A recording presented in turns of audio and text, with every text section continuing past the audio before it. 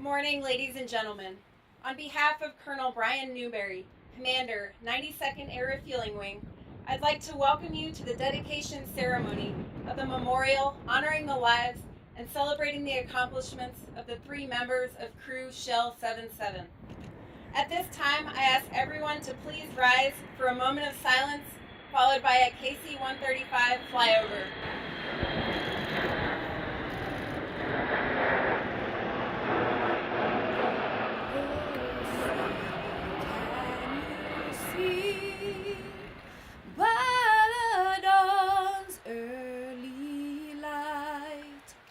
By your grace in this past year, the wounds caused by the news of their tragic and untimely deaths have begun to heal.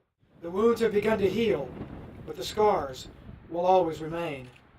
We ask, Lord, that those scars would ever remind us of the proud heritage, tradition of honor, and legacy of valor that marked this crew as they defended our country with their lives. Ladies and gentlemen, the Commander, 92nd Air Refueling Wing, Colonel Newberry.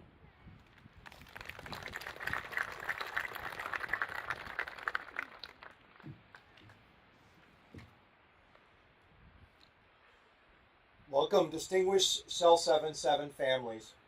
Welcome, fellow airmen. Welcome, community partners. Welcome, patriots. Today we stand together to remember 3 May 2013, a day many of us will never forget. The day we forever lost 3 Fairchild Airmen serving the cause of freedom. That fateful day, the Voss, Hickney, Castro, and Mackey families lost their loved ones. Fairchild lost 3 mighty warriors, and America lost 3 noble and powerful patriots. We can never fill in the hole left in the American tapestry by their loss. But today we stand together to vow as a community to never forget them and never let that majestic tapestry, still waving, to touch the ground.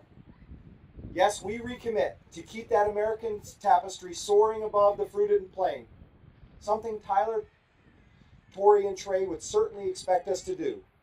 They were fighters, and so are we. 1 year ago, collectively, we were wounded by the sudden and tragic news of their loss. And I do certainly acknowledge this windy morning that those wounds can never completely heal. But we can, in time, become stronger by remembering and emulating Cell 77's crew's strength.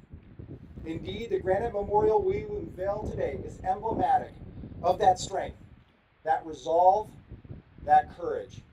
Much as the black 1994 dual-purpose monument to your left by about 150 feet, which was erected in memory of both the crew of SARS 52, the B-52 crash that occurred across the base, as well as the victims of the horrific active shooter event at the same time at our medical group in 1994. That bold and stark memorial never gives its ground.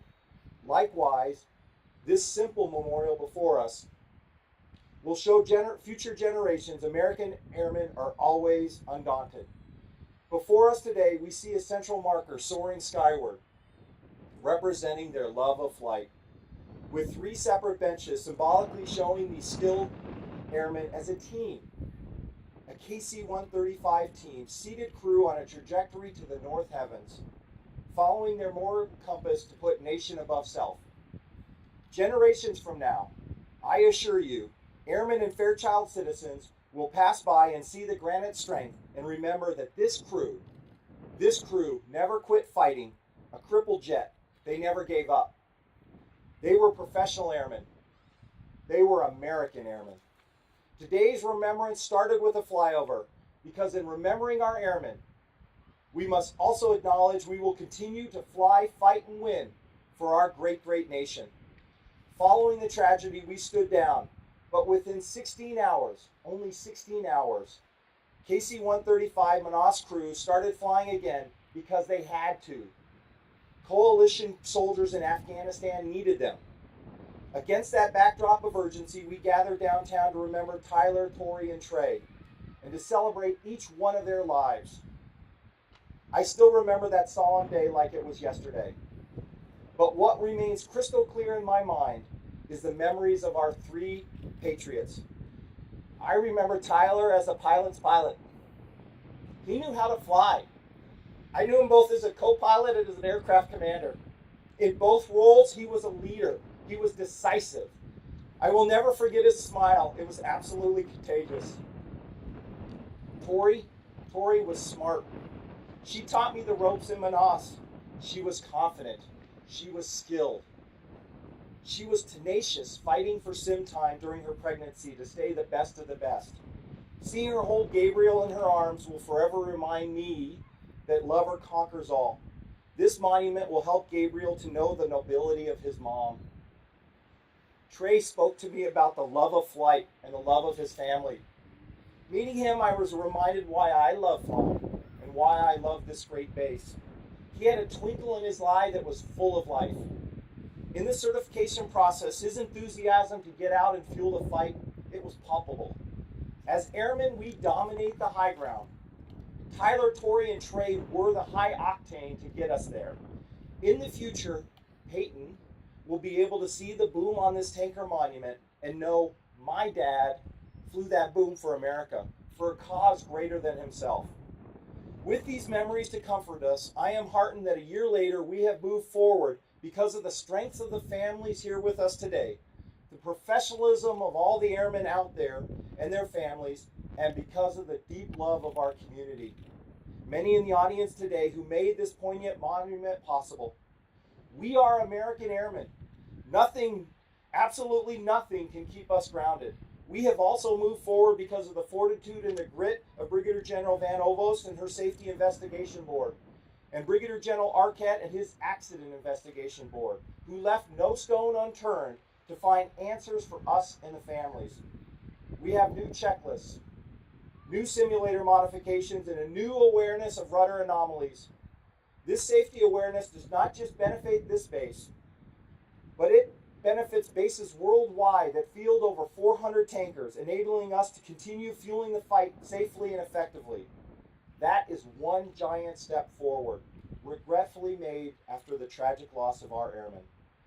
A final step forward came from our City of Lilacs, a red, white, and blue community who are our firm foundation, who embraced us hours after the accident, provided meals in our time of loss, stood shoulder to shoulder with us as we received our fallen, and gave us hope for a bright tomorrow.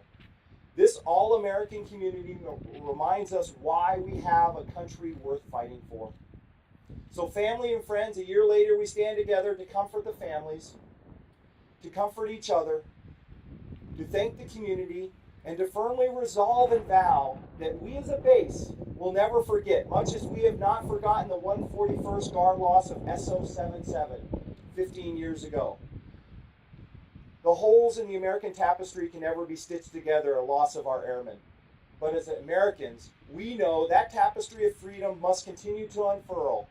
We know what Thucydides proclaimed thousands of years ago, that the secret to happiness is freedom. And the secret to freedom is courage.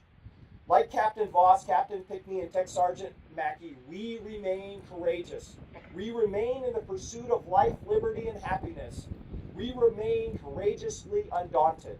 This granite monument will tell all that follow us that this is our airman's story. And courage and fortitude, that was our fallen airman's calling. Now is the time, today, to open this monument for Fairchild's posterity, to open our hearts to hope. Hope for a bright future born on the strength of Fairchild Airmen, our loving families, and our amazing community. With their ultimate sacrifice, they reinforced a lesson history teaches us daily. Freedom is never free. They gave their tomorrows so we could have our todays. Yes, sadly, freedom is never free. But we are here to recommit, much as we vow to never forget that our three patriots, that we will never stop defending American freedom, no matter the price, no matter the burden. I close as I close my memorial speech last year quoting Shakespeare on why we will never forget. From this day to the ending of the world, they shall be remembered. They happy few, they band of brothers and sisters. May God bless our fallen patriots, their families, and our great, great nation. This memorial, this monument ensures that we will always remember our happy few. Shell 77, we will never forget you. Thank you.